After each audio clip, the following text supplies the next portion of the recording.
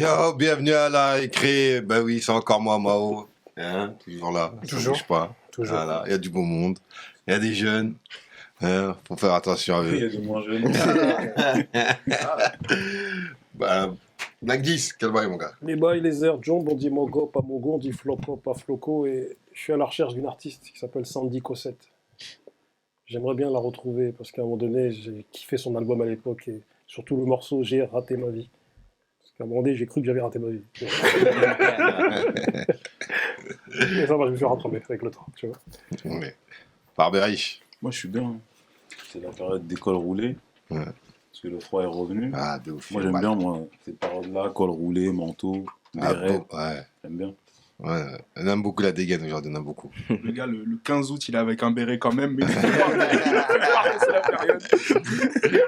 Du coup, bah, Crow est encore là avec nous. Ouais, toujours en poussin. Et voilà, passe un bon moment au calme. C'est l'heure. Ah, tiens, Mécolo, Ouais, ça come faisait- back. Et oui, ça faisait longtemps. Bah ouais, j'étais à T'as droite. manqué dans les Ouais, commentaires. hein. J'étais à droite. Ah bah oui, ils pouvaient pas m'insulter, j'étais pas là. Et oui, big up à tous les haters, c'est vous qui donnez le sel de la vie. Voilà. Et deuxième chose, je voudrais passer toutes mes condoléances à la famille, à l'entourage de Morad de Lascret qui est décédé. Paix à son âme. Voilà, j'espère que de là où il est, il continuera à veiller sur le rap. Voilà. Et c'est une page de notre histoire quelque part qui se tourne. Et à nous d'écrire la nouvelle. Ouais, c'est lourd, ouais, faire son âme en tout cas. Saïm, Saïm. rappeur avant tout, mais aujourd'hui chroniqueur avec ses petites notes très peu discrètes. Ravi d'être là. Walid. Content d'être là, hein. C'est toi avec Mehdi. C'est un peu comme si Boupa il avait Sydney à côté de lui. Hein. moi, je suis content. En tout cas, aujourd'hui, on reçoit Mehdi Maizi. Yes. C'est lourd. Merci pour l'invitation. Content d'être là. Merci beaucoup. Bon, on va te laisser présenter, même si bon. Je dois me présenter. Oui, Ah bah oui, quand même. Je sais pas, j'aime le rap. J'aime le rap, j'en écoute et j'en parle. Hein. Voilà. Ah, Synthétique. c'est vrai, c'est bien. Je sais pas si je suis journaliste. Bon, on va en parler justement. Est-ce que je suis journaliste? Je sais pas. C'est tout le débat. Voilà, Mais non, je parle de rap. Aujourd'hui, je suis chez Apple Music. C'est là-bas que je bosse en ce moment. Avant, je bossais chez OKLM, Deezer, la BCDR exactement, Red Bull où j'animais rap jeu. Et là, j'ai C'est fini fait. Radio, c'est fini. Ouais, ça fait vraiment 10 ans que c'est fini, frérot. Non, ça fait depuis fin 2021. On a arrêté et C'était voilà. bon, ça.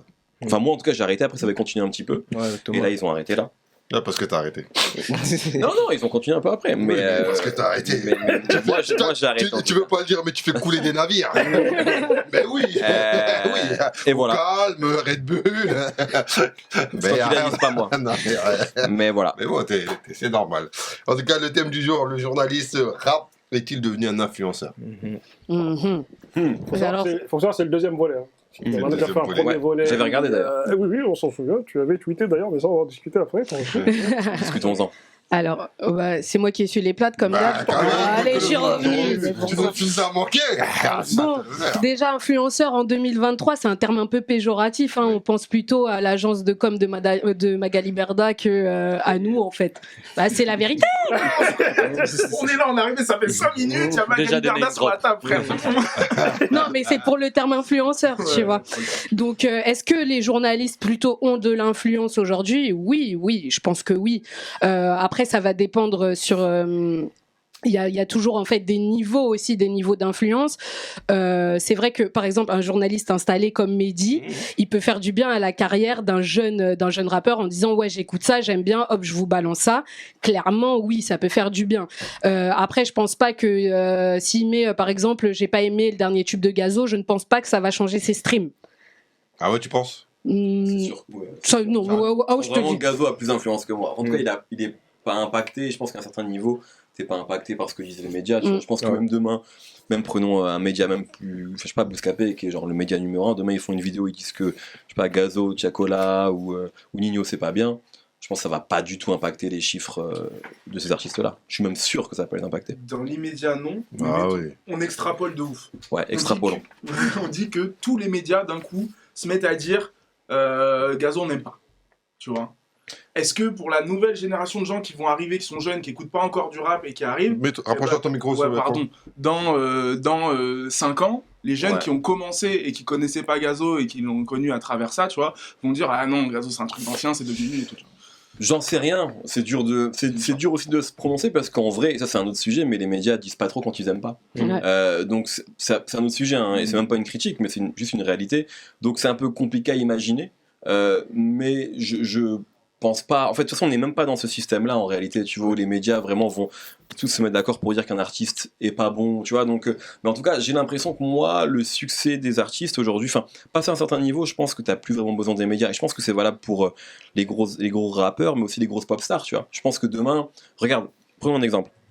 Drake, par exemple, sur la plupart des chroniques, des articles qui sortent sur Drake, chaque fois qu'il sort un album depuis 3-4 albums, disent que c'est pas bien. C'est pas ultra positif, ouais. C'est pourtant à chaque album il bat des records. Donc je pense qu'à un moment, quand tu dépasses un certain stade, tu vois, les médias c'est plus vraiment. Mais je pense par contre que les médias ont fait beaucoup de bien au début de la carrière de Drake. Tu vois, ils ont les blogs à l'époque, ça l'a beaucoup soutenu. Je pense que maintenant il a dépassé ça, tu vois. Mais je réponds juste, pardon à mes colos parce que je pense que les termes c'est important. Et par exemple, moi je pense qu'aujourd'hui, je suis pas journaliste. C'est pour ça que j'ai dit ça tout à l'heure. Parce qu'en vrai, à partir du moment où tu travailles pour une marque, déjà dans le code déontologique des journalistes, tu n'es pas journaliste. Moi aujourd'hui, je suis payé par Apple. Avant, j'étais payé par Red Bull. À un moment, j'étais payé par Deezer. Donc, qu'est-ce que je suis ? Je sais pas, j'ai pas la réponse. On peut en discuter. C'est peut-être un nouveau métier qui est en train de se créer avec des gens comme moi, des gens comme d'autres. contenu.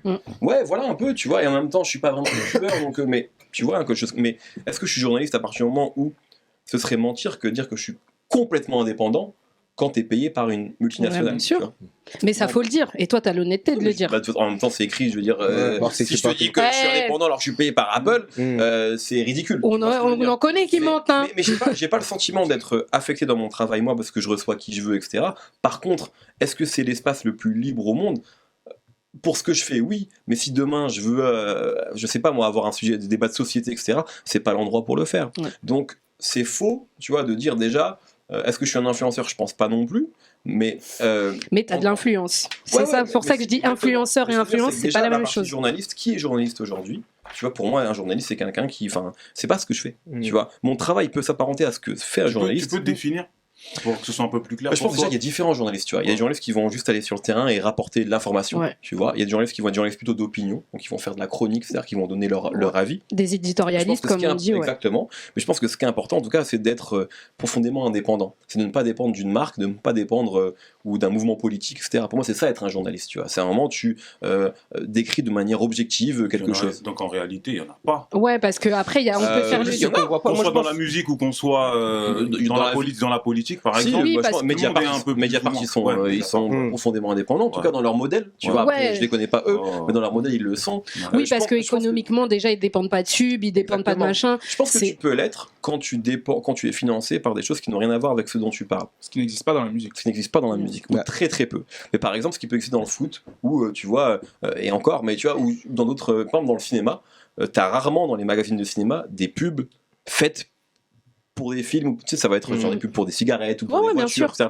Donc à lui, ça te permet toi d'être indépendant, et d'ailleurs les journalistes ciné, ils n'hésitent pas à tracher des trucs, etc. Tu vois, donc ils sont quand même plutôt indépendants par rapport à ça. Dans la musique, c'est rare. Ça dépend qui après. Ça peut apparaître de plus en plus avec les réseaux, les youtubeurs. On peut aussi amener une définition moderne du journalisme. Aujourd'hui, un mec qui branche une cam, un micro, mais ça me semble accessible justement. On a dit dans la musique, journaliste musical, c'est compliqué. Pas forcément, justement dans le sens où il y a plein de youtubeurs qui ont décollé. J'ai pas dit que c'était compliqué. Et je suis d'accord. Je pense que t'as raison. Le travail de Viens on discute, par exemple, pour en citer un là, ou de Sandra Gomez, ou de gens comme, enfin. C'est du journalisme, c'est vrai, pour moi. C'est du journalisme. Mais je pense qu'à partir du moment où voilà, quand tu travailles pour une marque, je pense que ça pose des questions. Ça pose des questions d'indépendance. Moi, franchement, ce serait mentir que dire que je suis profondément indépendant. De la même manière, et c'est pareil demain si je bossais pour Nike, ou pour Heineken, ou avant même pour Red Bull. Et pourtant, chez Red Bull, je faisais ce que je voulais. Ouais. Mais est-ce que c'est une envie ? Est-ce que tu as cette envie d'être indépendant forcément, ou tu es bien loti En fait, moi, j'ai pas l'impression déjà, moi, que mon propos il est changé entre le moment où je suis chez Apple et le moment où j'étais chez l'ABCDR à l'époque. Les gens qui disent le contraire, franchement, ils suivaient pas vraiment ce que je faisais, tu vois, parce que j'ai toujours eu à peu près le même ton, j'ai toujours parlé à peu près des mêmes artistes, et j'ai toujours un peu les mêmes obsessions. Donc, et j'ai déjà vu des trucs en mode, ouais, mais dis, depuis Red Bull ou depuis Apple, est-ce que je comprends? C'est normal, en fait. Mais c'est normal, mais c'est une critique. Mais c'est normal. Peut-être aussi. Je pense pas. Après, tu écoutes de nouveaux artistes, mais je pense que mon ton, ma manière de parler de rap, elle a pas changé. Et les gens qui étaient là en 2014, ils savent que globalement, et je dis pas que je suis exemple de reproche en mode c'est pas ça, hein, mais c'est juste que je pense que dire que mon ton il aurait changé, c'est faux. Franchement, c'est mensonge. Parce que t'es plus exposé en fait. Voilà, c'est tout. C'est normal, c'est ok, tu vois. Et puis même au-delà de ça, je pense que les gens font une confusion entre ta manière de traiter l'info et ta manière aussi, toi, de consommer la musique, d'avoir un goût qui a changé en fait. Et les gens font la confusion entre les deux, je pense. Enfin, je suppose qu'elle a changé, mais... Ouais, bon, ça a changé, ouais, bien sûr, mais je pense que c'est surtout aussi que parfois les gens, tu sais, quand ils te voient recevoir beaucoup de gens, par exemple, ils se disent que t'aimes tous les gens que tu reçois. Ouais. C'est pas fatalement le cas, tu vois, et même des fois, ils disent, ouais, mais tu peux pas aimer tous les gens que tu reçois dans le code. Mais est-ce que tu penses que j'étais fan de tous les gens que je recevais dans la sauce? La sauce, c'était une quotidienne. On recevait tout le rap français. Ouais. Bien sûr que j'écoutais pas tous les gens. Mais par contre, je pensais que c'était ma mission, entre guillemets. J'essayais, en tout cas modestement, de retranscrire un peu le panorama global du paysage rap de l'époque, tu vois. Et je suis content parce que récemment, tu vois, j'ai vu une vidéo au Bouscapo, il y avait Hornet qui était invité. Et il parlait d'une émission comme La Sauce qui justement donnait aussi la parole à tout type de rappeurs, tu vois, notamment les rappeurs street, les rappeurs hype, les rappeurs tout ce que tu veux. Et je pense que j'essaye aussi de faire ça dans le code à un autre niveau. Donc moi ça, je pense que ça n'a pas changé. Après c'est plus effectivement quand tu vois des marques, etc. Les gens ils sont en mode ah ouais, il peut plus faire ce qu'il veut, etc. Il y a plein de gens qui pensent même que c'est pas moi qui choisis les gens que je reçois, etc. Frérot, tu penses qu'il y a un mec chez Apple qui me dit il faut que tu reçoives Oki s'il te plaît? Mais du coup, je pense sûr, pour revenir sur le sujet un peu. Oui, t'as raison. C'est le plus jeune qui est sérieux. Non, mais je pense du coup, c'est-à-dire que les journalistes, en fait, on les voit pas, ils sont pas assez exposés pour dire, en fait, vu que t'expliquais que toi, tu te considérais même pas journaliste. Et les vrais journalistes, du coup, ce sont qui sont derrière la caméra. Mais je pense qu'un journaliste, il a pas vocation. De toute façon, maintenant, on est dans ce truc-là où tout le monde est connu. C'est ça, tu vois. Mais en fait, aujourd'hui, on est beaucoup à avoir développé. Et moi, le premier, c'est pas une critique, parce que j'ai joué ce jeu-là. Développer un profil, une personnalité sur les réseaux sociaux. Mais c'est normal. Et moi, je joue ce jeu-là. Mais il y a plein de gens qui ne le jouent pas. Parce qu'ils aiment pas ça, c'est pas leur délire, et du coup, ils sont pas appelés. Mais tu sais que ça, c'est un truc important, parce que moi, tu vois, je suis en école de journalisme, et nous, on nous forme, et on nous dit déjà à notre âge, faites attention aux réseaux sociaux sur ce que vous mettez. Commencez à mettre déjà des trucs professionnels pour vous mettre en avant, pour faire de la pub. Donc en fait, le discours que tu es en train de dire, c'est que c'est normal pour un journaliste, c'est juste qu'eux le font pas forcément assez pour se vendre. Mais dis-toi, la bascule, elle s'est opérée à quel moment? Parce que toi, tu as eu ta période de la BCDR bien avant. Et il y a eu un moment où vraiment tu as joué de ton image et tu t'es mis vraiment en avant. Franchement, la BCDR, je le fais déjà, c'est juste que je t'ai moins suivi. En vrai, si tu reprends. Ouais, moi j'allais voir sur les plateaux. Nous, on se connaissait depuis, on allait à Buzz Booster ensemble avec les colos. Et on se suivait déjà sur les réseaux. Je postais déjà plein de trucs sur les réseaux. En fait, moi, ça a été naturel pour moi. Juste, avant, il y avait peut-être 30 personnes qui likaient, et après, on a eu plus. Et en vrai, ça a été des étapes, tu vois. Il y a eu la BCDR, il y a eu OKLM. En fait, OKLM, quand j'arrive là-bas en 2016, et tu sais, c'est l'époque où Booba officiel sur Instagram, tu vois. Donc c'est le moment où, genre, quand il y a un post, tout le monde guette. Tu vois, il y a eu ce moment-là dans le rap français. Et donc Booba qui nous met en avant à fond. Est-ce qu'il a vraiment changé ta vie? Changer ma vie, oui, comme d'autres. Tu sais, en termes de. Comme d'autres, bien sûr. Il y a eu d'autres. Comme les artistes, comme il a pu faire. T'as vraiment posé la question pour avoir la séquence sur les réseaux. Mais ouais, comme d'autres gens. Franchement, comme d'autres gens dans ma carrière que j'ai croisés et qui m'ont permis à un moment de passer un cap. Est-ce que OKLM a passé un cap? Ce serait mensonger de dire non. Tu vois, à un moment, tu te retrouves. Moi, je me retrouve. J'anime une émission sur la BCDR qui est diffusée sur Dailymotion. Ça, la réalité, la BCDR, c'est un compte à 20 000 fans à l'époque, je pense, sur Facebook et sur Twitter. Du jour au lendemain, je me retrouve à animer une quotidienne sur un média à 1 million d'abonnés, un peu sur tous les réseaux, quoi, sur Insta, YouTube, poussé par le rappeur le plus influent du moment, qui joue le jeu, qui vient dans l'émission à plusieurs reprises. Ça change mon truc, bien sûr ça change ma vie, mon exposition, mon audience, et ça je l'ai vu mathématiquement, ne serait-ce tu vois, sur les réseaux, etc. C'est OKLM ou plus Red Bull qui t'a plus propulsé? Et ça c'est une étape supplémentaire. Je pense que ça a été une étape supplémentaire en 2019, où là effectivement... Pardon? Crescendo quoi. Ouais, Crescendo, exactement, et en fait, en vrai, j'ai jamais fait de trucs qui ont autant marché que Rap Jeu, tu vois, ni avant, ni après, depuis. Et paradoxalement, c'est le truc où tu fais le travail le moins journalistique, tout comparé à La Sauce ou au oui, mais parce que c'est pas paradoxal, c'est justement pas paradoxal, et ça montre un vrai sujet, c'est que justement, plus tu fais du contenu sur Internet, le problème c'est ça, c'est qu'aujourd'hui on est tous drivés par Internet et par les clics, globalement, tu vois, et tous les médias. Et donc, ce qui marche le plus, c'est du contenu fun. tu vois. Rap jeu, on était un divertissement, exemple, tu vois, exactement. Sauf que donc tout le monde cherche ça quelque part. Et on l'a vu ces derniers temps. D'ailleurs, il y a une interview de Tyler, la chaîne Air Noir, je sais pas si vous l'avez vu, qui est assez clou. Il dit faut qu'on arrête de faire des trucs fun, faut qu'on parle de musique, tu vois. Sauf qu'en fait, quand on parle de musique, ça marche moins. Moi, je le vois, tu vois, dans le code, je suis content, ça marche, on est content, il n'y a pas de problème. Mais ça marche beaucoup moins que le rap jeu à l'époque, par exemple. Tu vois, et je le sais, ce qu'on vend, c'est justement moins bankable pour les gens. Et ce qui fait justement qu'il y a plein de médias qui font peut-être moins, et c'est même pas une critique, c'est juste factuel, un taf de journaliste, parce qu'ils sont en mode, bon, comment on va générer de l'audience, comment on va générer du clic, comment on va générer de l'argent, et c'est en tentant de faire des contenus divertissants plutôt que de faire du contenu un peu plus culturel, qui va moins intéresser les gens. Est-ce que toi, ça t'embête, ça ? Ça m'embête qu'il n'y ait pas d'équilibre. Oui, c'est ça, c'est pas équilibré en fait.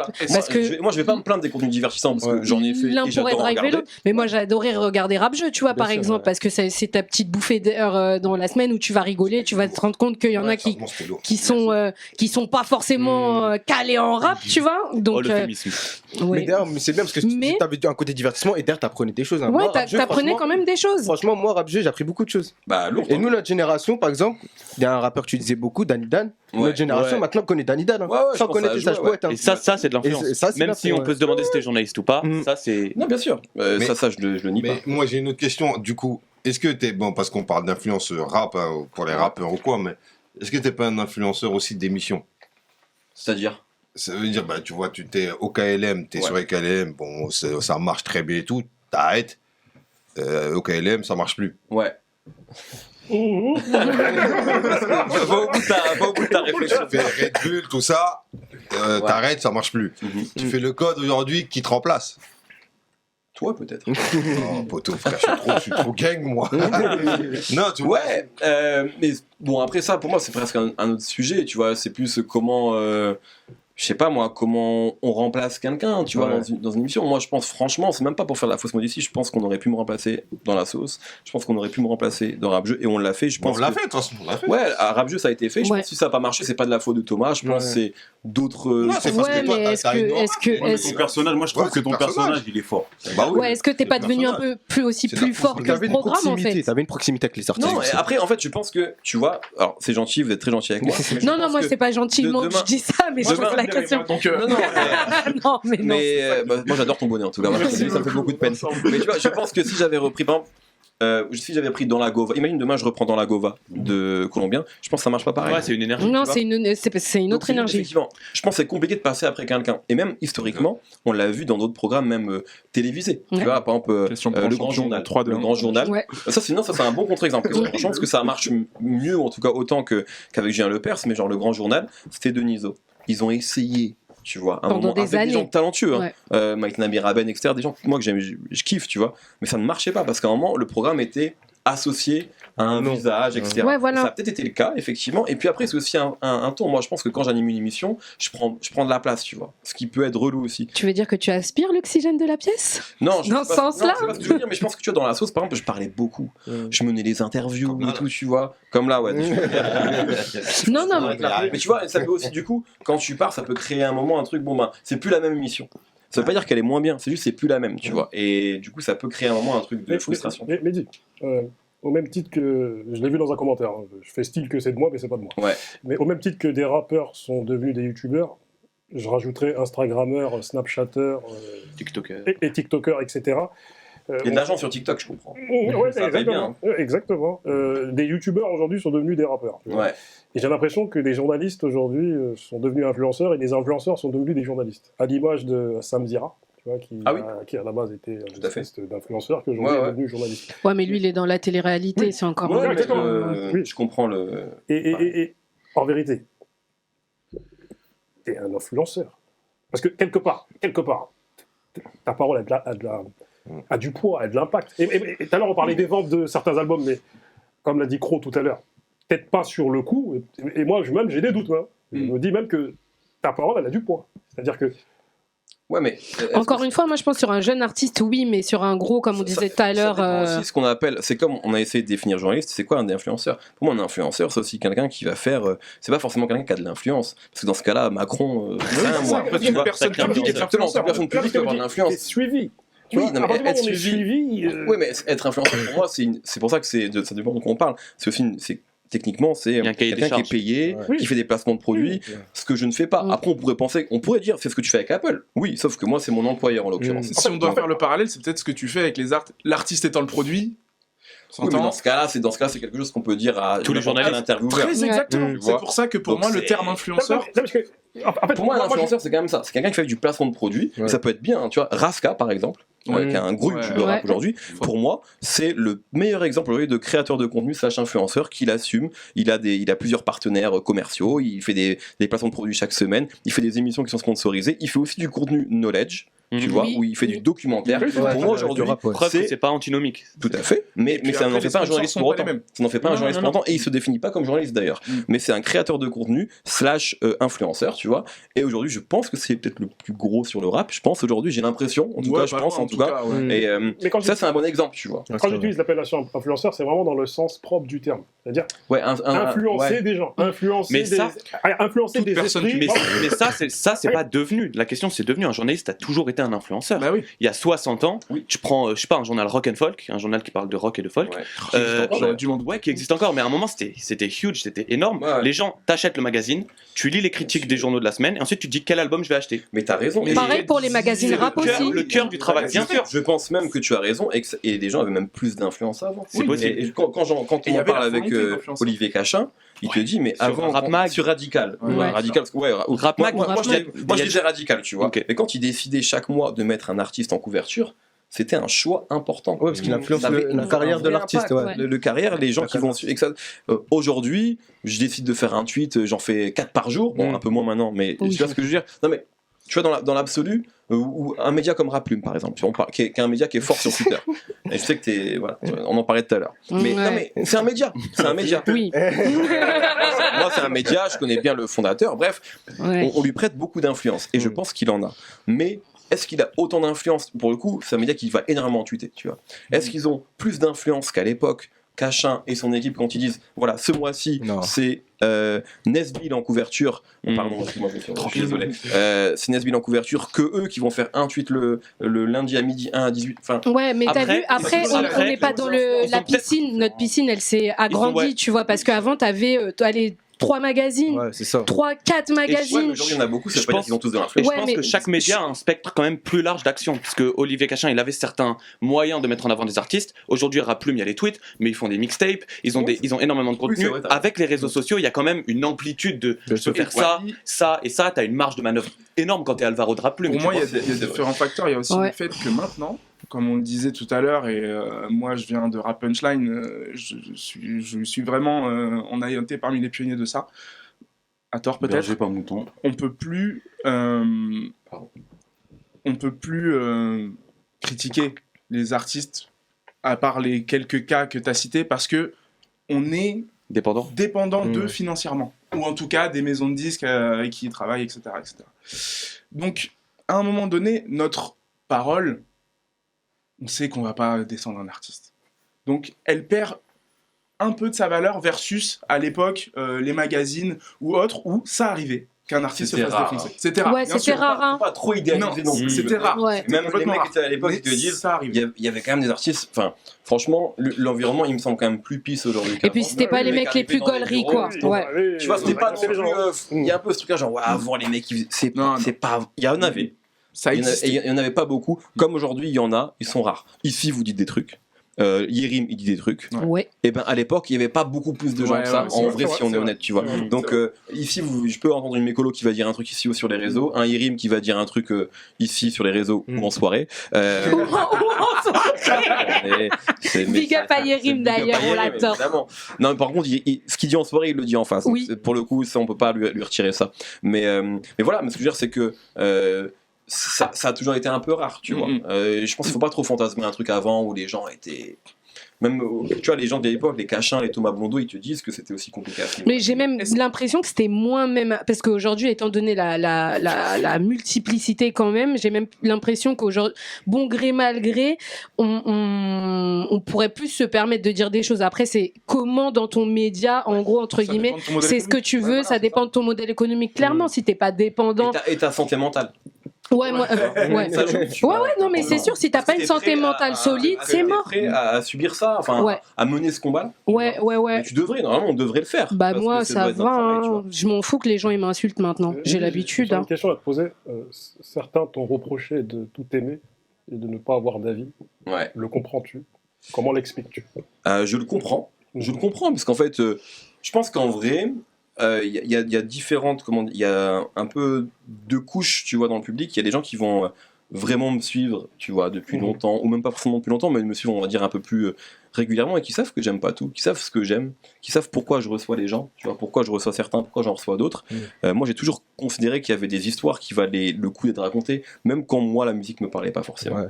Et puis, il y en a, effectivement, qui me suivent de plus loin, et c'est normal, et qui vont se dire, bah ouais, un jour il reçoit un tel, un jour il reçoit un tel, j'ai l'impression qu'il a un peu le même ton avec tout le monde. Qui est pas de cohérence, genre. Bah c'est ou qu'en fait ce truc là qu'en fait du coup s'il reçoit aussi bien la crime que j'ai n'importe quoi, moi je suis pas quelqu'un de différent, Big Flo Oli exactement, parce qu'en fait il aime tout le monde et que du coup il a pas forcément d'esprit critique, ce qui je pense est faux, et je pense l'avoir prouvé si tu me suis vraiment, mais je comprends tout à fait que d'un point de vue extérieur certains puissent penser ça, je le comprends, et je pense que c'est dû aussi à mon ton, on va dire bienveillant, empathique, qui fait que j'essaye de recevoir tout le monde de la même manière. On peut ne pas l'aimer. Hein. Mais depuis peu, on constate que sur la toile, tu as tendance à te livrer, à te raconter. Ouais. Comme beaucoup dans We Hustle. Tu vois, t'es passé dans We Hustle, tu vois. L'émission dans laquelle d'ailleurs t'es passé chez Camino TV. Ouais, chez Nifa, ouais. Big up à elle. Gros bisous à Nifa. Du coup, je te cite, à un moment donné, tu dis, dans la vie, je suis beaucoup plus sauvage qu'à la caméra. À un moment donné, tu dis aussi, je joue à l'animateur. Tu dis sauvage. Ouais, c'est ça que tu dis. Ouais, t'as dit ça en parlant de toi. C'est fort. Et du coup, t'as dit, bon, je joue à l'animateur, alors que t'as un bac plus 5 en commerce. Ouais, en école de commerce. Voilà, nous, pareil, moi, je me prends pour... quand tu parlais de Risoli, moi, je me prends pour Drucker, ou je ne sais qui. Je parlais de Deniso, pas Risoli. Voilà, Deniso, tu vois. Mais oui. Ma question est la suivante, serait-ce une malicieuse stratégie pour changer ton image? Non, je pense que, par contre, non, c'est juste aussi avec le temps, tu vois, tu t'assumes un peu plus, t'es un peu plus, tu vois, t'es un peu plus sûr de toi, pas sûr de toi, mais sûr de tes convictions plutôt, tu vois. Moi, en fait, quand j'ai commencé il y a 10 ans quasiment, c'était en 2014 en tout cas, à montrer ma gueule, parce que j'avais déjà écrit des articles depuis 2008, mais les émissions elles ont commencé là, bah ouais, tu marches un peu sur des œufs. Je jouais à l'animateur, c'est ce que je disais, tu vois, je savais pas ce que c'était, moi, des lumières, un micro, et du jour au lendemain, je me suis mis à animer une émission comme ça. Et juste maintenant, au bout de 10 piges, tu sais un peu plus pourquoi tu fais certaines choses, pourquoi tu les fais pas, tu vois, c'est plus ça, je pense, avec le temps, tu te trouves un petit peu.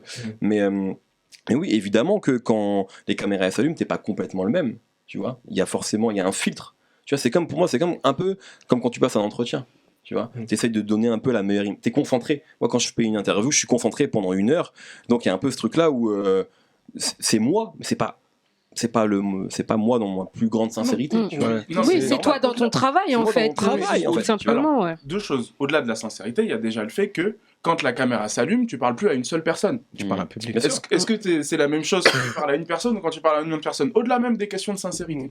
Et ensuite, sur la question parce qu'on a eu le débat dans une autre émission, de est-ce que j'aime tout le monde parce que j'invite tout le monde? Alors, le terme journaliste ou pas, mais notre rôle à nous, quand on reçoit quelqu'un en interview, c'est pas de dire j'aime ou j'aime pas. C'est de trouver le moyen pour que la personne exprime ce qu'elle a exprimé, ce qu'elle exprime dans sa musique. Et si il ou elle est en face de nous, c'est que visiblement il y a des gens qui se reconnaissent dedans. Qu'est-ce que c'est? Comment le faire comprendre? Essayer d'apporter l'autour, etc. Mais de toute façon, la personne que tu as en face de toi, si c'est toi qui l'invites, c'est que forcément, t'apprécies son comportement. Non, pas forcément, même chroniquer des habitudes. Qui viennent chez moi, c'est que j'aime bien. Non, mais après, c'est. Mais moi, je pense qu'il y a un moment où. Tu vois, moi, je reçois un artiste par semaine, et c'est une volonté, mais c'est toi qui as choisi de les inviter, ça veut pas dire que j'aime leur musique en intégralité. Oui, mais par contre, ça veut dire que je pense qu'il y a quelque chose à raconter. Il y a des gens que j'ai reçus. Je sais pas. En plus, là, je l'ai pas reçu parce qu'on n'a pas pu caler. Mais je pense que moi, j'ai pas. Même s'il y a des morceaux que je kiffe, je veux pas que ce soit mal compris, mais je me suis pas buté à Mr. You. Tu vois. Par contre, je pense que Mr. You, c'est un putain de fardeau à raconter. C'est un mec important. Et je pense qu'on a. Mais évidemment, je parle d'un mec que je déteste. Évidemment. Et en vrai. Est-ce que c'est plus dur? Est-ce que c'est plus pénible, ou en tout cas plus difficile, plus long de préparer une interview d'un mec Pas du tout. Pas fan. Moi, je trouve ça plus Moi, je facile. trouve que c'est mieux. Moi, je trouve que c'est mieux. T'as la distance en mode. Ouais. Plus simple. Ouais, exactement. Ouais. Non, je sais pas si c'est. Non, parce que c'est facile. C'est là où tu vas creuser, c'est là où tu vas creuser le plus, essayer de trouver les meilleures choses. Je pense que Mister You, c'est facile à interviewer. Parce qu'il y a Ah bah tellement de oui, trucs dans sa ouais. vie. Même Black lui, Kim, j'en vois, c'est de toute facile à interviewer. J'en sais rien, moi. Allez voir les Ça James Jordan glisse avec pas Mister plus You. quand c'est un mec dont t'es fan, quand c'est un Dean Burbigo par exemple. Si, mais eux, c'est à part, j'avoue. Eux, on s'entend bien, tu vois. Mais Non, mais même au-delà de l'humain, juste un mec où tu sais, tu t'es passionné par sa shit. ça dépend, et- il y a des interviews, tu vois, genre, je sais pas, je me souviens de l'année dernière, Chili, qui était Ouais. dans le code, Ouais. et je savais pas trop, tu vois, parce qu'on se connaissait pas, je l'avais juste vu une fois à Rap Jeu, je savais pas trop comment ça allait se passer, etc. Et l'interview, elle s'est trop bien passée, alors que je le connais pas, Ok. c'est pas un mec à qui je me suis pas buté à ses sons, et c'est un vrai bon souvenir. Donc, je pense que ça dépend du moment, des fois c'est des moments. Du mood de l'artiste. Mais pour moi, il y a. Vas-y, frère. Mais oui, tu rigoles quoi. Moi, je veux savoir pourquoi il a arrêté les interviews Barberich. Tu veux vraiment savoir? Ouais, moi je regardais. Parce que, en fait, ça m'a saoulé. Tu parlais de santé mentale tout à l'heure. Ça m'a saoulé. Ok. Ça m'a saoulé parce que, tu vois, comme toi, je me suis amusé à faire le journalisme parce que je suis vraiment tombé dedans par hasard. Ouais. C'est en accompagnant Rizwan, du coup, à Urban Hit. Et il m'a proposé de me mettre devant la caméra. Et ce que j'ai vu, ce que j'ai retrouvé, en fait, c'est pas ce que j'imaginais des artistes. Et il y avait tellement de T'as choses. niqué un truc en fait. Ouais, et il y avait tellement de choses en coulisses à gérer par moment que je me suis dit, soit j'arrête, soit je vais en étrangler un, ou il va se passer une dinguerie dans l'arbre. Ok. Mais clairement, parce que vu que je suis pas du sérail des journalistes, j'ai pas cet état d'esprit. T'avais pas les codes? J'avais pas forcément les codes au départ. J'avais pas forcément cet état d'esprit et le côté pas rue, mais le côté banlieusard et tout. Des fois, il pouvait prendre le dessus. Donc il y a eu des situations qu'on a dû gérer. Mais donc à un moment donné, j'ai fait un break. Et après du coup, on a fait la récré. Mais moi, la question que je voulais te poser, c'est que il y en a beaucoup qui te considèrent comme le GOAT. J'allais juste pouvoir en venir. Des journalistes. C'est-à-dire que moi, je regarde un peu sur Twitter. Toi, ta parole, c'est comme la parole d'évangile pour certains. Et Ouais, du pour coup, d'autres, pas du tout aussi. Hein, si Mehdi dit ça, en fait, on écoute. Comment tu le prends, ça? Parce que tout à l'heure, on parlait des interviews. Moi, j'ai regardé celle de Nifa, à qui je passe un big up. Et en fait, cette interview, elle m'a laissé... j'ai eu des émotions diverses. C'est-à-dire que ça m'a appris sur toi, parce que moi, j'avais une petite image, tu vois, que je voyais à travers... ce que je voyais à travers mon téléphone ou mon ordi. Donc ça m'a appris sur toi, mais il y a des choses que j'ai pas compris. Parce que dedans, tu disais que tu préférais être seul. À un moment donné, hein, je sais pas, c'est pas tes termes, tu préférais être seul qu'être accompagné. Et en fait, moi, je suis là, je dis, mais il a toujours été accompagné, le mec. Pas toujours. Mais en fait, je me suis... Tu vois, parce que souvent aussi, on disait la bande à Mehdi Maizi. C'est-à-dire qu'il y a beaucoup de gens... on va dire que c'était second. Lieutenant, tu vois. Il y a deux questions en une, mais c'est intéressant. Mais en fait, je pense qu'à un moment, effectivement, bien sûr, j'ai jamais été. Je pense que j'ai jamais voulu dire que je me suis fait tout seul ou quoi. Il y avait des gens avec moi qui m'ont beaucoup apporté. Et sincèrement, tu vois. Et je pense d'ailleurs dans la sauce, dans No Fun, etc. C'était même plus leur parole à eux, parfois qu'on entendait que la mienne. Mais c'est juste qu'en fait, c'est plus avec le temps, tu vois, tu te rends compte. Moi, c'est plus un truc. C'est quand je dis ça. Moi, je jalouse un peu les équipes, les bandes, tu vois, parce qu'en vrai, même si j'avais des gens avec qui je bossais régulièrement, je sentais, tu vois, que moi, intrinsèquement, et dans cette interview-là, c'est là, je crois, que je le disais pour la première fois, où je suis un peu un soliste, tu vois, où en vrai, je préfère quand même travailler tout seul, et ça me fait chier. Parce que, tu sais, moi-même, quand je vais chez Camino, etc., et que je vois les gars, ils sont ensemble depuis, je fais, c'est lourd, tu vois, j'ai pas ça. Parce qu'en fait, il y a un moment où, et c'est peut-être un truc... je sais pas, c'est un truc de fils unique ou j'en sais rien, tu vois. Après, c'est peut-être, faut que j'aille faire une thérapie. C'est un truc, je suis en train là. Mais tu vois, il y a peut-être un moment où, je sais pas, peut-être il y a un moment des fois où j'avais peut-être besoin de tirer la couverture sur moi. Peut-être qu'il y a eu ces moments-là, tu vois, je me pose la question. Et en plus, quand tu bosses avec tes potes, il y a un peu un truc chelou où tu sais, tu commences, on est tous un peu au même niveau, et au bout d'un moment, ça devient ton émission. Tu vois, et donc tu deviens pas le boss, mais t'es un peu celui qui tranche. De facto, tu vois, et parce que c'est toi que les boîtes elles viennent voir, c'est toi, et donc ça nique un peu aussi tes relations. Moi, il y a certains de mes meilleurs amis, à un moment c'était chelou parce qu'on bossait ensemble, tu vois. C'est pas tes meilleurs amis. Si, ça l'est redevenu, mais il faut pas bosser. Mais il faut pas bosser, c'est comme sa famille. Il faut bosser avec ta femme ou avec tes enfants ou avec tes frères et sœurs. Non. Peut-être, hein. Il y en a qui peuvent. Il y en a qui peuvent, bien sûr. Et il y en a que ça marche, mais ça peut aussi être super casse-gueule. Au nom du nombre de familles dysfonctionnelles dans le monde, je pense que c'est 90% des gens qui ne peuvent pas. Mais par rapport à ta première question, excuse-moi. Attends, je vais rajouter parce que c'est la même question à peu près, tu vois. Ok. Mais je vais rajouter quelque chose. Oui. Parce que t'es dans ce game des journalistes rap, il y a peu d'élus, tu vois. Il y a peu d'élus, ouais. Tu vois, il y a peu d'élus et voilà, dans ceux qu'on connaît, il y a peut-être, il y a Driver, il y a le Sherman aussi dans une certaine échelle, il y a Fif aussi. Ouais, qui est moins présent maintenant, malheureusement, mais ouais. Il y a notre pote Grice qui est aussi à une certaine échelle, il y a Balou, il y a Colombien, il y a Raplume, comme tu disais aussi. Ouais. Juliette. Il y a Juliette. Merci, parce que il y a pas beaucoup de nanas, t'as pas nommé les meufs quoi. Il y a Nifa, il y a Narges, il y a Sandra. Il y a tout le monde. Fois de temps en temps, il y en a trop. Il y a peu d'élus, il y a 60 personnes. Même 60 personnes, c'est peu d'élus. En vrai, même. Ouais. Voilà. Toi, t'as le code review, t'as le code express, tier list que j'ai beaucoup écouté. Ah ouais. Ouais, tier list. Tier list, c'était quelque chose. Au calme, Deezer, Rap Jeu, Apple Music pour ne citer que ça, tu vois. Et par ailleurs, comme Nifa l'a évoqué chez Cabino TV, à un moment donné, tu as quadrillé la zone. Tu as vu quand tu étais dans l'interview. Et après, comme l'a dit aussi Mao, après ton départ de Rap Jeu, c'était compliqué en vérité, au niveau de l'audience. Tu vois. Par ailleurs, dans cette même interview, tu parlais de concourir pour un titre de journaliste numéro 1 qui n'existe pas. Tout à fait. Et ne serais-tu pas le Néo de la Matrice ? Ne serais-tu pas sur le trône du journalisme rap français ? Ne serais-tu pas le journaliste rap numéro 1, le GOAT, le Squeezie du journalisme rap français ? Il a dit qu'il jouait à l'animateur. Il l'a dit. C'est fort. Squeezie. Carrément Squeezie. Franchement, comment dire ? Je sais pas trop ce que ça. En fait, j'ai pas envie de faire de langue de bois, mais je suis pas.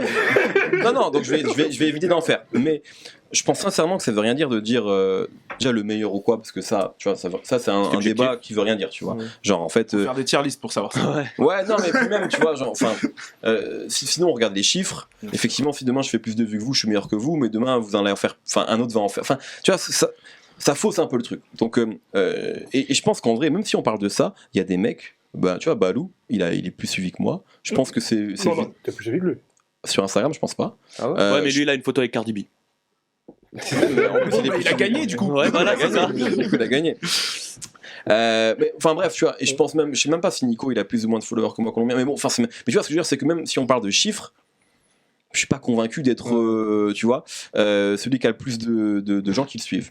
Et après, si on parle de contenu, ouais, j'ai fait beaucoup de choses. Je continue même à faire beaucoup de choses. Ma parole, elle peut parfois effectivement avoir une importance pour certaines personnes. Je pense qu'il y en a, ils s'en foutent de ce que je dis. Je pense vraiment. Je t'ai déjà influencé dans ta vie, toi ? Tier list.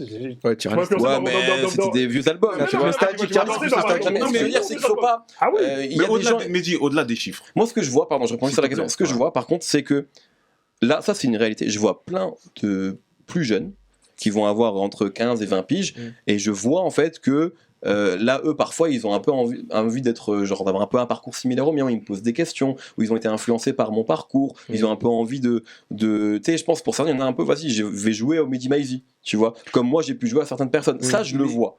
Par contre, est-ce que ça fait de moi quelqu'un qui a une influence débordante dans le rap ? Je pense pas. Je pense, et ça je l'ai déjà dit, je pense que mon influence, elle est plus concrète dans l'industrie qu'auprès du public. Je pense que si je fais une story d'un jeune artiste, les labels, parce que j'ai des exemples de ça concret, ils sont en mode « Ah, de qui il a parlé ?» Ok, mais moi je pense quand même que si sur le public, t'en as quand même. Sur le podium, on va se dire la vérité. Regarde, moi je connais des jeunes qui, quand on parle de rap, ouais, même s'ils te connaissent pas, comment dire, ils regardent pas tout, ils disent ouais, Mehdi Maizi là. C'est ça en fait, le nom qui ressort le plus souvent, c'est le tien. Mais de toute façon, les deux en vrai, c'est lui et Mouloud. Ouais, Mouloud, ça. Mais qui est moins rap maintenant. Oui, maintenant il est pas Mouloud, il est plus sur bas.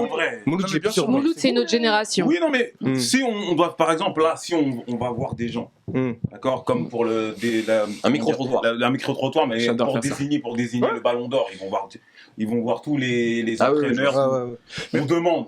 Mais ton nom, mais au-delà de ça, c'est premier ou deuxième, c'est obligé. Bien sûr, mais si on prend un peu de hauteur, pour moi, c'est le symbole de quelque chose qui se passe aussi dans le rap. Avant, quand on commençait à écouter du rap, on voulait être connaisseur parce que c'était valorisé, parce qu'il y avait peu de gens qui connaissaient. C'était difficile. On écoutait des artistes, on savait pas à quoi ils ressemblaient. On les croisait dans la rue, on n'aurait pas su. Ensuite, le rap s'est démocratisé. Il y a eu du rap partout.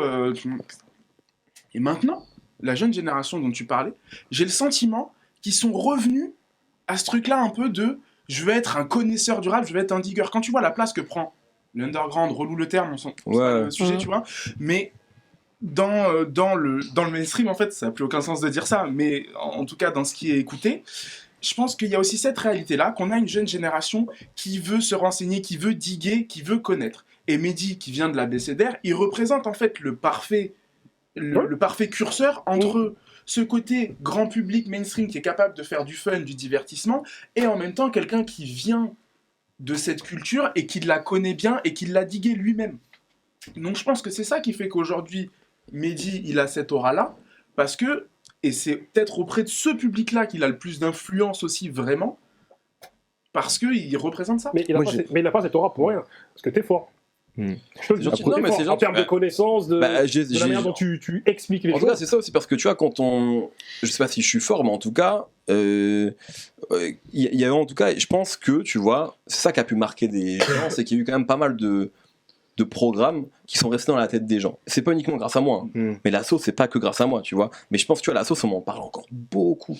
Ouais, mais parce que c'était un des premiers programmes de genre là, en plus, c'est pionnier dans le truc. Donc, c'est ça, et c'est aussi, et je pense qu'il y a le travail, il y a ce qu'on a fait, il y a aussi une chance que j'ai et que je revendique, c'est que j'ai fait ça à un moment particulier dans l'histoire du rap, à un moment où il y a une nouvelle génération de rappeurs, 2015-2016, le streaming, nouvelle économie, tout le monde en a bénéficié. Et moi y compris. C'est-à-dire qu'en fait, moi, ça m'a permis de pouvoir en vivre, donc de pouvoir multiplier les projets, que des boîtes, que des entreprises m'appellent pour travailler pour elles.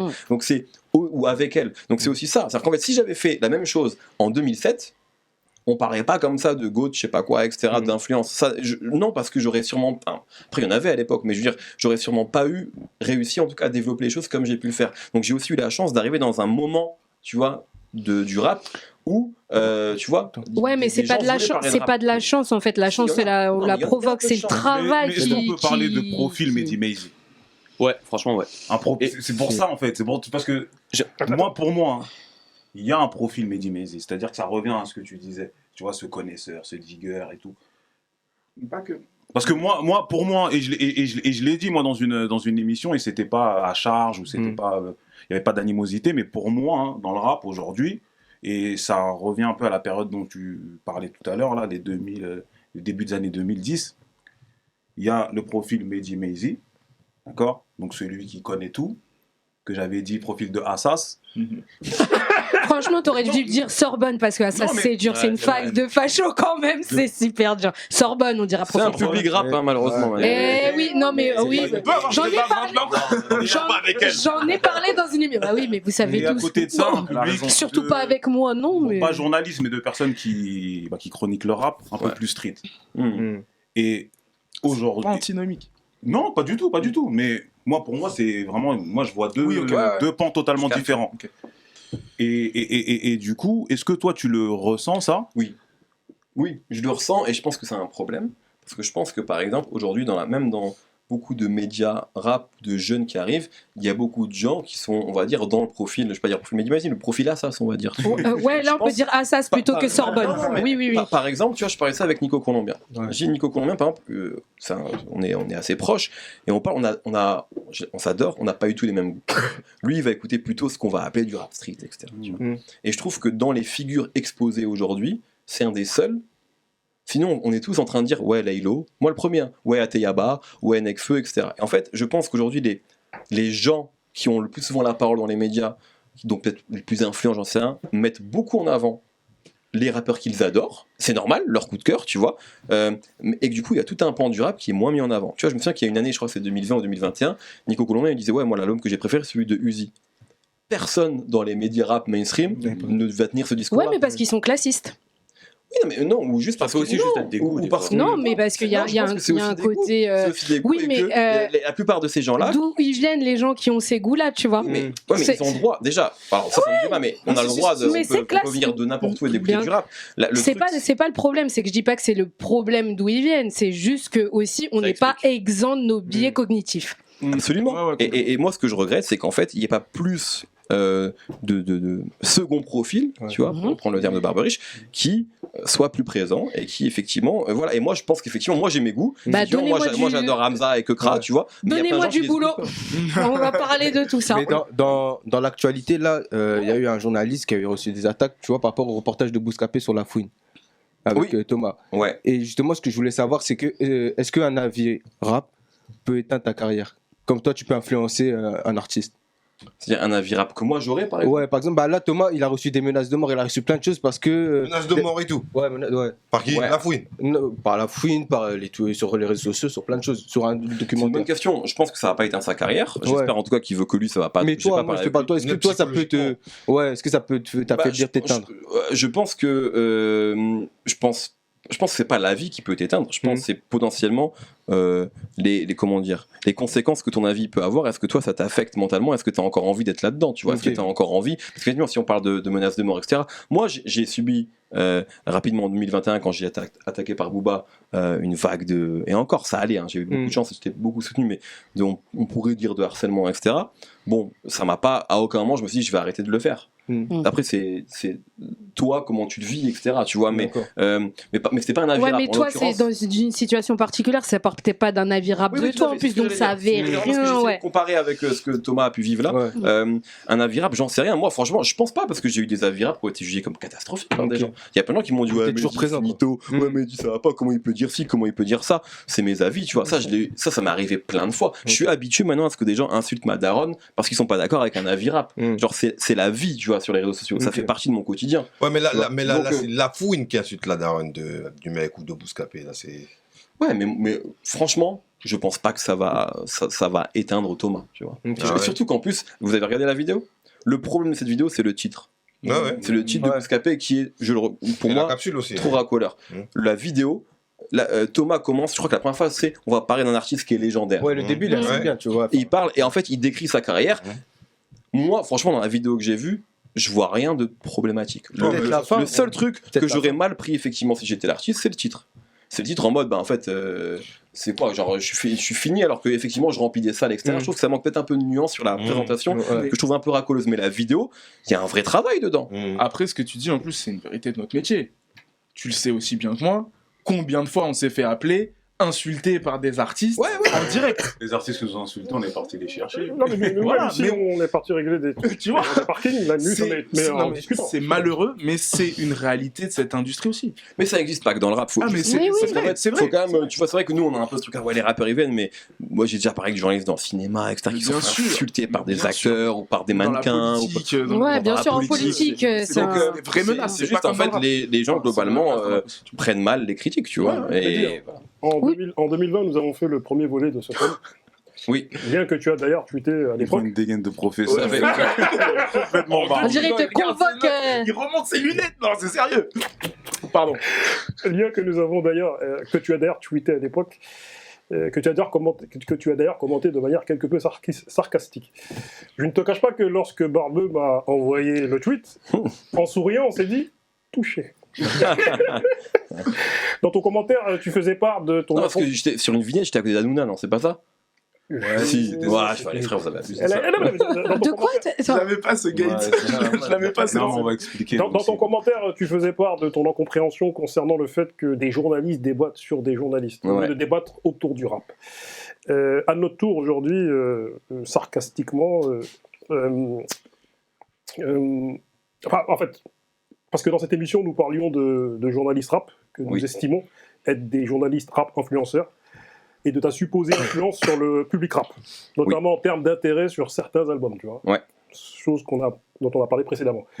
Qu'en est-il aujourd'hui de ton incompréhension, de cette réflexion concernant le fait que des journalistes débattent sur des journalistes au lieu de débattre sur du rap? Peut-être que maintenant j'y suis devenu un peu plus habitué en fait. Moi à ce moment-là aussi, tu sais, c'était nouveau. Je parlais de ça avec Nifa d'ailleurs, je crois, dans l'interview, où maintenant il y a vraiment des tweets. Pour vous, c'est qui le top tier des journalistes rap? Viens, on fait un classement des journalistes rap. C'est qui le GOAT, etc. Avant, il n'y avait pas ça, tu vois. Parce qu'en fait, on voyait pas déjà. Déjà, on voyait beaucoup de presse écrite. J'avais même pas conscience qu'il pouvait y avoir ce genre de discussion-là. Du coup, tu l'as pris mal ou... Non, j'ai pas mal pris. Non, pas du tout. Non, pas du tout, vraiment pas. Mais non, le truc, je fais pourquoi je suis à côté d'Hanouna? Non, en fait, dans ce tweet-là, pourquoi je suis à côté d'Hanouna? Non, en fait, déjà, pour Hanouna, c'est pas nous qui faisions les miniatures. Mais il y avait une actu, je crois, en plus. Les miniatures. Donc, pour ça, on s'excuse. Mais après, moi, ce qui m'a fait rigoler, c'est que, en fait, toi, t'as tweeté, et en fait, il y a un mec dans Twitter qui a dit, c'est qui qu'on doit aller soulever?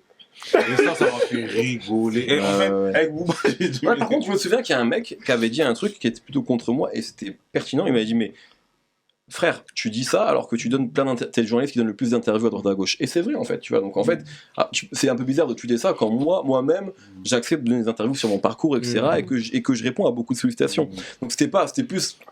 Enfin, pour moi, il y avait vraiment rien. J'ai rien mal pris. C'était même pas moi. C'est même pas une. C'est le côté Hanouna qui t'a saoulé sur la miniature. T'étais à côté de lui. Tu t'es dit. Quand on a vu le commentaire du tweet, là, on s'est dit, ah, lui, il a une secte. Il a des gars qui sont. Il a une secte. Non, mais il y a des mecs qui veulent nous soulever. Ce que ça soulève, sans mauvais jeu. Bah, on les attend. Hein. Les mecs d'Assas.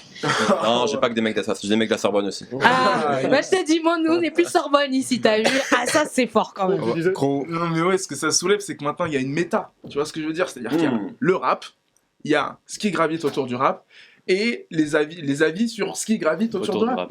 Ce qui est normal, en fait. En fait, je pense que c'est là où ça boucle avec le sujet, c'est qu'en fait, c'est là où on peut m'apparenter, moi comme d'autres, à un influenceur, c'est qu'il y a une communauté avec des gens qui sont attachés à ma personne et d'autres qui me détestent. C'est la vie, tu vois. Genre, il y a des gens qui vont dire Mehdi, je peux pas le voir, j'en ai marre de le voir. D'autres qui vont dire Mehdi, je le kiffe. Ce qui est vraiment propre, du coup, à la période dans laquelle on vit, avec des gens qui créent des communautés, qui sont suivis par des gens et avec des gens qui sont en mode, tu sais, c'est le truc, ouais, je peux prendre une balle pour toi, tu vois. Personne ne va te toucher. Mais c'est trop. Mais ça fait peur. Personne ne va te toucher. Non, mais ça fait plus peur que les haters, en vrai. Tu vois, les gens comme ça, je vais prendre une balle pour personne ne peut te toucher. Déjà, on va le soulever, je sais pas quoi. Je pense vraiment que c'est du 4e degré. J'espère. Et j'ai pas vraiment le sentiment, moi, dans mon entourage, dans les gens qui me suivent, et aussi dans ce que je vois quand je sors dans la rue, qui est enfin, je suis pas, tu vois, il parlait de Squeezie, celui pour l'avoir rencontré. Autour de lui, c'est n'importe quoi. C'est-à-dire que c'est une vraie superstar. Moi, je marche dans la rue tranquillement, je vais pas créer d'émeutes. Donc, faut remettre. Oui, mais tout encore une fois, il y a de la nuance. Il faut relativiser. Par contre, oui, il y a des gens qui me suivent depuis longtemps, qui sont attachés, comme moi. Il y a des gens dont je travaille depuis longtemps, je suis attaché à eux, et je suis en mode, si demain il leur arrive un truc, je suis en mode, ah, c'est relou, tu vois. Donc, je pense que c'est ce qui s'est passé quand il y a eu des moments un peu plus durs dans ma carrière, ou des trucs, tu vois, il y a des gens qui sont en mode, ah, Mehdi, on est avec toi, ou quand ça se passe bien, Mehdi, ça fait plaisir, ah, maintenant t'es chez Apple, ça tue, ah, tu sais, enfin, c'est juste des gens qui voient le parcours. Oui, bien sûr. Et c'est un peu ce qu'on peut avoir nous avec des artistes, tout pour s'en garder, parce que je ne suis pas un artiste, mais tu vois, quand moi je vois Laylo faire Bercy et que je l'écoute depuis plusieurs années, je suis en mode, il y a un truc putain, lourd, tu vois. Quand on l'a connu, il avait des content, tu vois. le sourcil à moitié rasé, l'élo et circlo. Hein. Ça, par contre, là, en l'occurrence, c'est vrai que ça répond un peu à la question, tu vois. C'est vrai qu'il y a des patterns qui se rapprochent de ceux que peuvent avoir un influenceur. Oui, bien sûr. On peut pas s'imaginer qu'il y ait des gens qui t'écoutent pendant des heures vraiment de leur vie et qui à un moment donné s'attachent pas d'une manière X, Y ou voilà. Moi j'ai une question pour toi, rien à voir avec le thème, juste parce que je profite que tu sois là. Ouais. J'ai pas de stage. Hein? Non. Non, pour moi en fait, t'es une personne qui fait le pont entre les générations. Entre l'ancienne génération et la nouvelle. On te voit beaucoup sur YouTube, notamment avec Raska, tu disais. Ouais, tout à fait. Où tu tries même des albums. Tu arrives même à trier des albums Prince de la Ville et après trier du Hamza. Ouais. Donc c'est là où tu vois les deux générations. Qu'est-ce que tu en penses du public actuellement, vu que tu as pu voir une évolution? Est-ce que tu as vu une évolution ou... Vous voulez que je sorte de la pièce pour cette question ou pas? Parce que... on va parler. Je pense que c'est... En fait, le public, il n'y a pas... Comment dire? Là, on est dans un moment où le rap... ça fait depuis 2017, on dit ouais, le rap c'est la nouvelle pop, c'est trop cool, on a gagné, ouais, tu vois. Et en fait, on s'est vachement félicité de ça, mais le revers de la médaille, c'est que maintenant tout le monde écoute du rap. Et donc, il y a des gens, ils écoutent du rap toute la journée, ils s'en foutent du rap. Et ça, il faut l'accepter en fait. Ou alors, il faut arrêter, il faut dire on arrête le rap, tu vois. Mais qu'en fait, c'est comme n'importe quel genre qui devient pop. Il y a des gens, ils se disent cinéphiles, ils connaissent rien au cinéma. Est-ce que c'est pas une victoire? Parce que du coup, moi je pense que c'est une victoire pour le genre et pour les artistes, parce que ça bénéficie à eux. Par contre, ce qui est dommage, c'est que il y a des noms qui vont se perdre, tu vois. Il y a plein de gens qui sont fans de rap et qui ne s'intéressent pas à la culture. Mais c'est valable, c'est pareil dans tout. Dans alors le foot, ils sont pas fans, ils suivent une hype, ils suivent une tendance. Ils en écoutent, c'est pas vrai. Moi je suis pas d'accord avec ça. Il y a des gens, ils regardent le foot tous les week-ends, ils regardent tous les matchs. Ils ont jamais vu un match de Maradona, ils s'en foutent de Maradona, de Beckenbauer. Est-ce qu'ils connaissent pas le foot actuel? Mais moi je pense que c'est actuel. Par contre, ils sont pas curieux. Et je pense qu'aujourd'hui il y a des gens comme ça qui manquent de curiosité. Et ils ont droit. Est-ce que ça te dérange? Tout le monde n'a pas vocation à devenir historien historien du rap. Non, mais c'est ça. Moi, c'est T'as le pas droit d'écouter du rap parce que t'aimes ça. C'est pas ça mon problème, tu vois. C'est que à partir du moi, je moment. parle de ça. Je parle pas des faf ou quoi, parce que ça, c'est un autre sujet qui va un peu dedans. Oui, il faut en parler. Je pense que c'est à nous aussi de le faire, mais ça, c'est encore autre chose. Faut pas tout mélanger. Mais le truc, c'est de ne pas avoir de. Si tu écoutes ça parce que c'est la hype, parce que c'est truc, c'est cool, tu vois, que tu apprécies le rap, que t'es un aficionados du rap, il y a pas de souci, tu vois. Mais à un moment donné, de te dire, te permettre de poser des critiques, de te dire que ton avis est qualifié, tu vois, et que tu peux le distribuer. Viens, on dit la vérité. Tu t'y connais en peinture? Bah, moi j'aime bien ça. Moi, je m'y connais pas. Je suis déjà allé dans un musée, j'ai fait ça pue la merde, je comprends pas. Je l'ai déjà fait. C'est pas bien, mais je l'ai déjà fait. Donc, je veux dire, il y a des gens aussi qui sont en mode, ils écoutent du rap, ils connaissent pas Fab, ils connaissent pas Nubi, ils connaissent pas Express D, mais ils ont le droit de trouver. C'est pas bien, ça nous énerve parce que nous, on a tout poncé, mais ils ont le droit. Non, mais c'est pas qu'ils ont pas le droit. Moi, c'est bien mignon de dire ça, tu vois, mais je suis. Bah, j'essaie d'être mignon au quotidien. Ouais, je sais, mais tu vois, c'est le fait de. Moi, je m'en fous, tu vois, que tu sois, que t'aies découvert le rap en 2015, machin, mais ne viens pas faire des leçons de morale aux autres quand toi en fait t'as moins de connaissances. C'est juste ça. C'est vrai pour nous aussi. Moins de connaissances. Tu vois ce que je veux dire? Moi je pense qu'il y a des gens dans ceux-là, ils connaissent de ouf. Le truc aussi, c'est ce qui va avec, c'est que maintenant, le rap s'est éclaté. Pas en termes de niveau, en termes de progression. Ouais, c'est en termes de... Ça va faire une capsule. En termes de progression, t'as plein de trucs. Donc t'as des gens, ils vont écouter un style de rap à fond, ils vont pas écouter le reste. Et comme il y a des gens, ils sont en mode, moi, en film d'horreur, je connais tout. On ne me parle pas de rom-com. Ouais, exactement. Ouais, voilà. Il y en a, ils vont être des fans de comment ça s'appelle ce magazine, la Mad Zombies, je sais pas, un truc comme ça. Bref, ils connaissent tout ça, tu vois. Mais ils sont affiliés à un genre, ils vont pas écouter le reste. Toi, tu ne vas pas tweeter sur les rom-com, tu vois, par exemple, parce que tu estimes que. Je suis fan de films d'horreur, j'adore les rom-com moi. Mais je dis qu'il y a des gens. Je pensais que c'était toi, tu disais. Non, il y a des gens qui peuvent être comme ça en mode ouais, tu vois. Moi, je connais que ça et on est en train d'avoir ça dans le rap. Ouais, mais je pense que ça manque d'humilité, tu vois. Moi, c'est une question d'humilité. C'est quand même quelque chose qui a tendance à se globaliser, un manque de connaissance d'une grande partie de l'histoire du rap, notamment tout ce qui précède 2015, ça a tendance à se globaliser. Les gens comme nous, par exemple, comme la récré, ils sont plutôt rares en réalité. Et je trouve quand même ça dommage Moi, si tu me demandes est-ce que c'est dommage, je suis d'accord avec toi. Je suis d'accord. C'est quelque chose qu'il faut. Moi, frérot, est-ce que tu me demandes si t'aimes le cinéma et que t'as pas vu Le Parrain, je pense que c'est dommage pour toi. Non, si t'aimes pas dommage. Non, moi je pense que c'est dommage. Si t'aimes le rap et que t'as jamais écouté l'école du métier, c'est dangereux pour le rap. Tant pis pour toi, frérot. Je pense que c'est toi qui es dans le faux. Mais la question. Mais je pense qu'il y a quand même tellement de gens dans le faux qu'au final, c'est peut-être le rap qui est en train de devenir dans le faux. La question du danger. Vous me rejoignez là. Moi, je pense. Pour moi, le danger, c'est à quel moment le rap s'est tellement dilué et ses codes n'existent tellement plus ou ne sont plus connus que ça reste du rap, parce que c'est ce qui est... J'ai le sentiment, je m'y connais pas assez dans cette musique, mais le rock c'est beaucoup dilué, tu vois. Il s'est éclaté en premier et ensuite il s'est dilué. Et là ils ont perdu alors qu'ils avaient gagné. Nous pour l'instant on a gagné. Après on a une musique on est en train de perdre. dont c'est l'ADN aussi de se renouveler, de changer tout le temps, et de s'inspirer d'avant et de changer, de prendre d'autres genres. Donc peut-être que nous on sera pas sujet à ça. Mais il faut peut-être se poser la question. Oui, mais je suis d'accord avec le fait qu'ils aient le droit, mais je suis pas d'accord.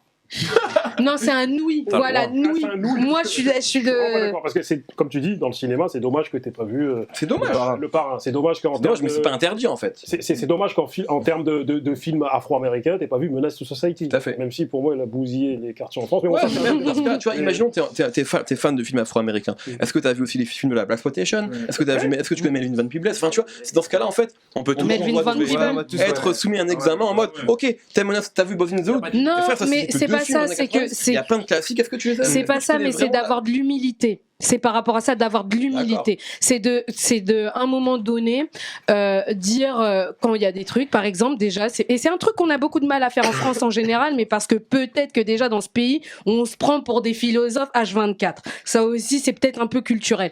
Mais c'est de dire juste des fois, tu vois, j'ai pas la réponse, ou je ne sais pas, ou là, tu vois, moi, mes goûts, c'est ça, et c'est pas ça, mais je veux bien entendre que toi, tu t'y connaisses là-dedans, et que toi, t'es peut-être plus de réponses sur ce coup-là. Même que tu sois dans un autre cadre professionnel, ça n'existe pas. Ouais, mais tu vois, c'est peut-être ça. On va pas dire je sais pas.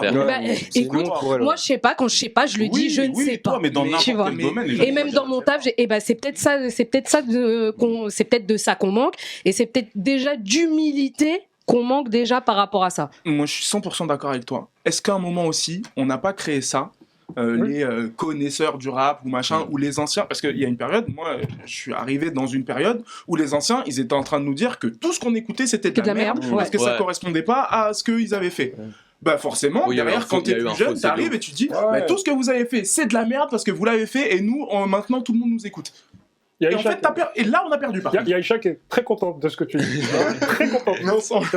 Mais après, en même temps, il y a aussi l'autre versant, c'est genre les anciens sont en mode vas-y, elle est là-bas. En fait, on n'a pas envie d'avoir votre avis. Je vais dire, quand je dis c'est dommage, moi en vrai, là je me fais un peu l'avocat du diable, mais parce que moi parfois je suis comme vous, quand je vois des trucs sur les réseaux qui me font péter des câbles, tu vois. Et du coup, j'étais un Twitter et je réponds plus, tu vois, sinon ça me... Mais je pense que, est-ce que c'est la faute d'un gamin de 20 ans? Parce que moi, quand j'avais 20 ans, ou même un peu avant 15, je pensais vraiment que je connaissais mieux le rap que maintenant, tu vois. J'étais en mode, c'est ça le vrai rap, c'est ça. Le rap, c'est Slum Village, c'est pas Lil Jon. J'étais un petit con. Ouais, mais c'est l'apanage de l'adolescence, c'est d'avoir. Sauf que nous, dans notre adolescence, on n'avait pas Twitter, tu vois, donc on était aussi taisait. cons. Mais on avait moins d'audience. On avait les forums, et on disait des dingueries. Ah, moi, j'étais pas là-dessus, moi, j'y étais, et il y avait des dingueries qui étaient dites. Donc, ce que je veux dire, moi, j'étais pas là-dessus. Ce que je veux dire, c'est qu'en fait, là, juste nous, on est dans une position où on est plus âgé, et effectivement, on a de la nuance. C'est-à-dire qu'en fait, même toi, tu vois, on se connaît, t'as des goûts t'as des goûts d'auditrice, j'en ai aussi. J'écoute des trucs, tu vas pas écouter, tu vas pas me dire tu pues la merde. Mais jamais de la vie. Mais à 15 ans, tu m'aurais peut-être dit. Mais peut-être à 15 ans, ce serait même pas parlé. Exactement. En fait. Exactement. Mais donc aujourd'hui, sur Twitter, c'est ça, faut jamais oublier ça, c'est qu'on est en train parfois de débattre avec des gens qui ont 15 ans de moins que nous. Tu vas voir plus. Et voilà. Et donc, pour moi, le boulot, c'est pas à eux de se dire, aujourd'hui, là, on est samedi, je vais m'écouter un petit Fab, là. C'est pas à eux de se dire ça. C'est à nous de faire ce taf-là. Nous, médias. Et est-ce que nous, on le fait bien? Ça, c'est un autre sujet. C'est pas toujours bien fait. C'est un autre sujet où on est beaucoup dans l'actualité, dans la course au clic, etc. Franchement, est-ce que je vais faire plus de clics en parlant des Little MC ou du dernier projet de Alpha One? Le choix, il est vite fait pour beaucoup de médias. Et je pense que pour moi, on devrait faire les deux. Et pour ça, alors allez écouter le podcast Scratch de Golgo, de Ancien Mogopoly, et qui parle de vos mixtapes oubliés, des mixtapes que vous avez poncés. Voilà, quelqu'un qui fait le taf. SO Golgo. Je te rejoins. Je vais faire le mec qui rejoint Mehdi, je vais te rejoindre. C'est vrai que... On est plus proche que tu le crois. Mais moi, je sais qu'on est proche, t'inquiète, on est ensemble. C'est vrai que le rap des années 80, moi, je le connais peu. Exactement. J'ai kiffé le rap des années 90, j'ai vécu cette époque-là, le rap des années 80, donc je comprends des mecs qui soient nés dans les années 2000 qui se disent rap des années 90, je ne le comprends pas. C'est la première fois que je le confesse. Mais c'est vrai. Et ça te parle pas. Tu vois, je le dis, moi. Je t'ai fait aujourd'hui. Mais tu l'as écouté, il y en a, il y a pas, ça les ça me fait plaisir. Mais on fasse des thérapies plus souvent. C'est une histoire de sensibilité. Mais après, le rap des années 80, comme tu dis, ou même du début des années 90, moi, j'aimais pas. Ouais, mais après, il y en a, c'est jeudi confession, je peux aussi. Non, mais. J'ai jamais aimé Ayam. C'est qui Ayam? Non, mais. Après, pour moi, ils ont le droit en vrai. Parce que de toute façon, la musique, c'est des sensibilités. Bien sûr. Et des émotions. Donc, dès lors que l'artiste, il procure quelque chose, mais c'est pas... Maintenant, nous, médias, on fait notre part. C'est à nous de le faire. Voilà, on fait notre part. Celui qui prend, il prend. Celui qui prend pas, il prend pas. Fin de l'histoire. Exactement. En vrai. Mais on est quand même parti aller chercher. Voilà, ouais, c'est ça. Vous parlez en connaissance de cause. Tu l'as écouté, alors qu'il y en a, ils vont juger sans l'écouter. Mais parce que c'est ça. Mais parce que peut-être que t'étais. Après, il y a être fan et être passionné, parce que ça, c'est encore un truc différent. Tout le monde n'est pas passionné. Tu vois, en vrai, là, on parle, mais des auditeurs, on n'a pas. Là, on est en train d'en faire notre vie du. Ce que je veux dire. Tout le monde n'est pas passionné, mais c'est pas ça. Moi, en tout cas, c'est pas ça mon reproche aujourd'hui au public. C'est clairement pas ça. C'est que je pense. Non, c'est la vérité. Non, mais je vais en concert, j'entends des dingueries. Donc, à un moment donné, il faut le dire, tu vois, qu'il y a peut-être, il ne s'agit que de rap, et qu'en fait, nos rappeurs, on les adore, mais ils guérissent pas le cancer. Donc, donne moins d'émotion dans le truc. Et même nous, il y a des trucs qu'on prend à cœur, tu vois, parce on reste que des humains. Mais à un moment donné, je pense que tout le monde doit prendre un peu de recul par rapport aux choses, être peut-être un peu moins de temps en temps dans l'affect. Bon, là, on arrive sur la un peu moins dans l'affect et un peu plus et aussi que les gens, les communautés des fois fassent un pas les unes vers les autres, parce que voilà, c'est pas parce que les autres n'aiment pas l'élo qu'ils y connaissent rien en rap. C'est bon, vous avez découvert l'élo en 2015, les gens, arrêtez d'aller insulter ceux qui n'écoutent pas. T'as dit moins d'affect. Je peux ramener une petite dose de positivité, parce que j'ai fait les grilles depuis tout à l'heure, et juste pour relativiser ce que j'ai dit, moi je pense que c'est dommage, on n'a peut-être pas le même avis, la situation actuelle d'une partie du public du rap, je pense que c'est dangereux pour le rap, mais il y a des mecs comme toi qui rendent ça cool d'avoir de la culture, qui rendent ça cool d'aller diguer. Rap-jeu, c'est le truc le plus divertissant, le moins journalistique que t'aies fait. Il y avait des Roland Gamos et des mecs qui ont découvert que Sofiane, en fait, il s'y connaît trop bien. Et t'as envie mais ça, on savait. Toi, tu savais, il y en a, ils savaient pas. Et pour moi, c'est... Est-ce que t'es un influenceur? J'en sais rien. T'es un des mecs les plus influents du game, que tu le veuilles ou non. Et c'est cool, c'est bien qu'il y ait ce travail de rendre ça stylé, de rendre ça cool. T'as rendu les geeks cool. De parler de Rick Ross pendant le code, de parler de ce genre de trucs, ça nourrit tout le brasier, tu vois. Il y a des petits comme moi, des petits comme Walid, qui te suivent pas comme un gourou, mais qui se disent ah ok, c'est intéressant aussi d'aller s'intéresser aux fondements et de peut-être aussi se construire des goûts, tu vois, de se compléter et de se nourrir. Donc shout out à toi pour ça. Merci beaucoup. Et voilà. Quelle conclusion? Il a raison. Moi je parle là-dessus, me dites pas un truc méchant. Je parle là-dessus moi. Moi, j'allais juste demander est-ce que t'as de l'influence sur les playlists. C'est tout, j'allais juste dire ça. Bah j'en ai chez Apple, ouais bien sûr. Oui, ça c'est vrai. Et comme j'en avais chez Deezer avant c'était moi qui dis ça. C'est vrai. Non mais c'est vrai, t'as raison.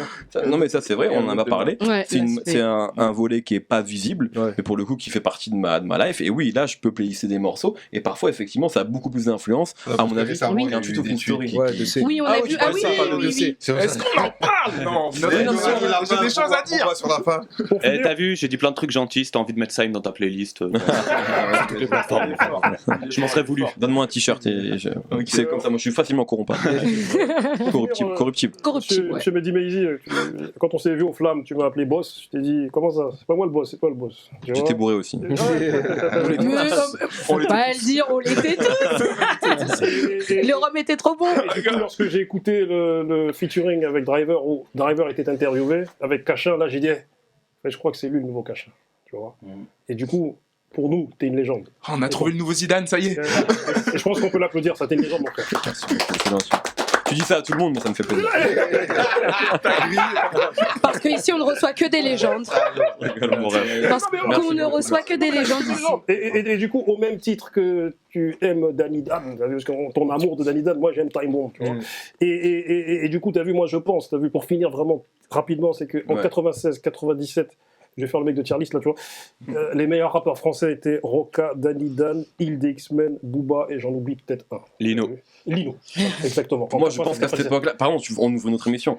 Akhenaton à ce moment-là, il est c'est là que sont arrivés, entre 96 et 99, il est pro. Juste, il marche. Mais oui, Lino, bien sûr. Et mais il marche sur l'eau, ouais.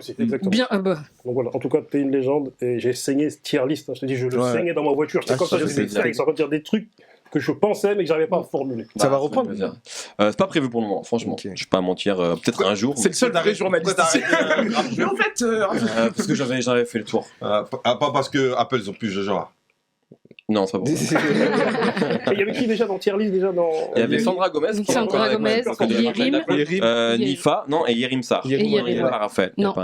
Mais c'était un beau quatuor, ouais, c'était cool. En tout cas, tous ceux qu'on vient de citer. En mixité parfaite. Ouais, c'est vrai. En tout cas, merci à tous. Merci à vous. Merci à toi. Mehdi l'envoie, toujours, c'est bien, c'est une bonne chose. J'ai trop parlé, désolé. Non, on aime. Barbe, je l'aime beaucoup ça, quand les invités parlent plus que mes colos. C'est ça le baromètre, c'est le baromètre des colos. Si tu parles plus que moi. Mes colos en dehors de ça. Ouais, grave, vous voulez que me mettre dans des sauces, vous voulez qu'on m'insulte tous les jours. Mes colos, on lui envoie des... En tout cas, moi, je suis un... C'est le sang. Et elle a raison, il n'y a pas de faf chez nous, aucun, jamais, dans aucune circonstance. Non, et puis en vrai, je sais pas si tu te rends compte à quel point c'est précieux d'avoir quelqu'un comme toi dans une émission. Bien sûr, frère. Tu peux te reposer. Pour un animateur, tu peux te reposer sur quelqu'un comme toi. Clairement. C'est rare. Tu sais pas, toi. Non, c'est pas. Toi, tu sais pas les combats qu'on a fait. Non, c'est pas. Pour toi, tu sais même pas les combats. Waouh, je vous dois des restos alors. Non, rien. Oui, Tu nous dois rien, mais t'es précieuse. La plus-value que tu apportes à cette émission, ça, je trouve qu'elle est très pas qu'à cette émission. Mais si vous voulez me faire pleurer, bon, j'ai pas de make-up, mais venez, on arrête. C'est Mehdi la resta, là, c'est lui l'invité. Et t'as vu, quand je t'ai vu au Flamme, tu m'as dit, boss, on a un contentieux à régler. Je dis, mais on va sur le côté. Il m'a dit, comme une guerre, il m'a dit, on va sur le côté, parce que tu parles déjà avec des gens, tu vois. Il m'a dit, boss, ça va? Parce qu'on s'est jamais vu de boss. Non, t'es jamais vu. Boss, ça va, tu vas bien? Oui, ça va, tranquille. On a un contentieux à régler. Excusez-moi, mesdames et messieurs, j'ai un contentieux à régler avec ce monsieur. Après, je t'ai parlé de la récré, tu m'as dit, j'aime bien votre émission parce qu'il y a moyen d'être challengé, il y a moyen de vous poser des questions qu'ils n'auraient pas l'habitude. Du coup, on est content que tu sois venu. Non, mais moi, je regarde, de toute façon, en vrai, je regarde beaucoup de choses qui se font autour du rap. Et franchement, c'est même pas. La récré, je regarde, je pense, depuis le début, quasiment, en tout cas. Je sais pas si c'est depuis le début, mais en tout cas, ça fait quand même quelques temps maintenant que je mate. Et je kiffe. Et parce que moi, j'aime ça, en fait. Tu vois, les formats que je préfère, c'est faire des talks. Ouais. Et là, vous le faites, il y a du monde et tout. Et vous avez du temps, de l'espace. Donc, c'est mortel, tu vois. Il y a. Mon driver, il est pas venu pour moi aujourd'hui, je saurais lui reprocher. Non, mais en tout cas, c'est trop bien. Bravo à vous pour ce que vous faites et c'était sincère, tu vois. J'aime vraiment bien ce que vous faites. Merci. Ouais, en tout cas, merci à toi. Avec grand plaisir. Les travaux. Les travaux forts. Du coup, on arrive sur la fin. On vient de battre le Maroc 1-0. Merci beaucoup. Et il y a un projet qui est sorti tout récemment de Jex 913 qui est très lourd. Greeny, c'est très lourd. Allez écoutez, c'est lourd. Voilà, bon, bonne soirée à tous, j'ai envie de dire. Hein, et la bonne soirée. Let's go.